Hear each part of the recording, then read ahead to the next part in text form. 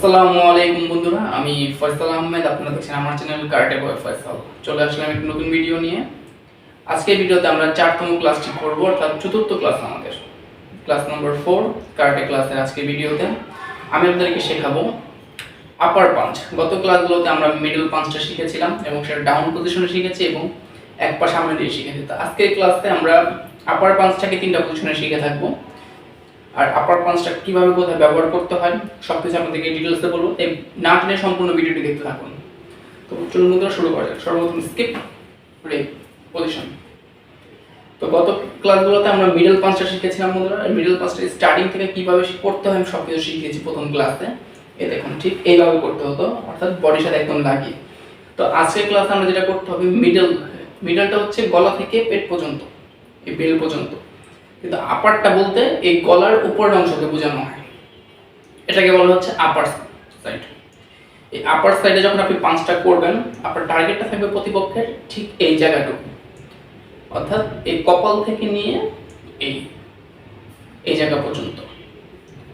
তাহলে আপনি যখন পাঞ্চটা করবেন, আপনার পাঞ্চটা যেন ঠিক তার নাক বরাবর হয়ে থাকে। আমরা যতটুকু জানি নাক খুবই দুর্বল একটি জায়গা। নাকে যদি আপনি কোনো প্রতিপক্ষকে আঘাত করেন, সে খুব সহজে দুর্বল হয়ে যায় এবং আত্মরক্ষার জন্য এটি খুবই ইফেক্টিভ একটি মুভ। তো আপনাকে স্কিপ দাঁড়াতে হবে সর্বপ্রথম ব্রেক পজিশন। এখন আপার পাঞ্চ পজিশন। আপনাকে সেম পাঁচটা আমরা ব্যবহার করেছিলাম, এখন আমরা আপারে করব, অর্থাৎ চেহারায় করব। এখান থেকে 1 2 3 4 5 6 7 8 9 10। খেয়াল রাখতে হবে বন্ধুরা, পাঁচটা শুধু হাতের শক্তি দিয়ে না, হাত, কোমর, কাঁধ এবং পা, এই 4টা বডি পার্টের পাওয়ারকে একসাথে জেনারেট করতে হবে আপনাকে, তাহলে আপনার পাঁচটা ইফেক্টিভ হবে। ঠিক এইভাবে আপনি দেখেছেন আমার কোমর থেকেও আমি হিট নিয়েছি এবং পাটাও কিন্তু জায়গায় থাকে না, যখন পাঞ্চ করি পাটাও জায়গা থেকে নড়ে যায়। তো এটা হচ্ছে বেসিক্যালি দাঁড়িয়ে করার। আর এখন যেটা শেখাবো সেটা হচ্ছে এই পাঁচটাকে আপনি বসে করতে হবে, অর্থাৎ ডাউন পজিশনে করতে হবে। ডাউন পজিশন নেওয়া যাবে, ঠিক এইভাবে নিতে হবে ডাউন পজিশনটা, এইখান থেকে ঠিক বরাবর।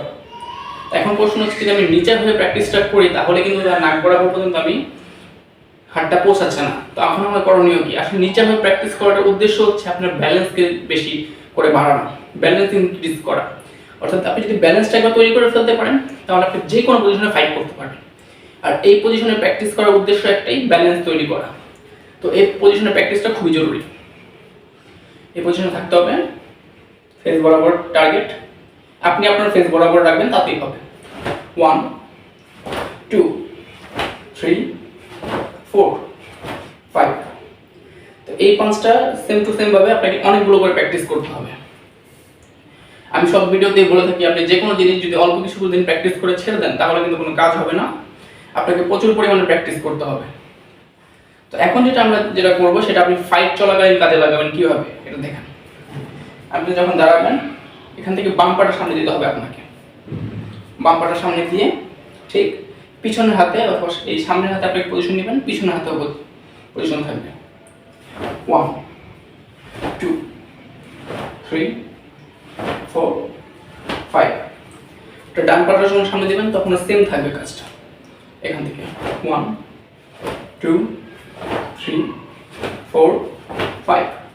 আপনি যখন ফাইট করবেন, যে রাস্তাঘাটে হোক অথবা খেলার মাঠে, আপনি যখন ফাইট করবেন, আপনি অবশ্যই আপনার এক পা সামনে এক পা পিছনে থাকবে এইভাবে। এবার যখন আপনি শত্রুপক্ষ আপনার দিকে এগিয়ে আসবে, ঠাস করে যদি তার চেহারার মধ্যে আক্রমণটা করে দেন সামনে হাতে অথবা পিছনের হাতে, তাকে খুব সহজে আপনি ধরাশায়ী করতে পারেন। আবার একটা কাজ করতে পারেন, প্রতিপক্ষ আসতেছে, দুইটা একসাথে মেরে দিলেন, খুব ইফেক্টিভ একটি মুভ। তো বন্ধুরা, এই ছিল আমাদের আজকের ক্লাসটি যদি ভালো লেগে থাকে অবশ্যই একটি লাইক দিবেন, কমেন্ট করে জানাবেন কেমন হয়েছে এবং শেয়ার করতে ভুলবেন না। আর আপনারা যদি নিয়মিত বাসায় কারাটে শিখতে চান, তাহলে অবশ্যই আমার চ্যানেলটি সাবস্ক্রাইব করে রাখবেন এবং পাশে থাকা বেল আইকনটি প্রেস করে রাখবেন, যাতে আমার পরবর্তী ভিডিওগুলো সবার আগে পেতে পারেন। তো বন্ধুরা, আজকের মতো এ পর্যন্তই। সবাই ভালো থাকবেন। আসসালামু আলাইকুম।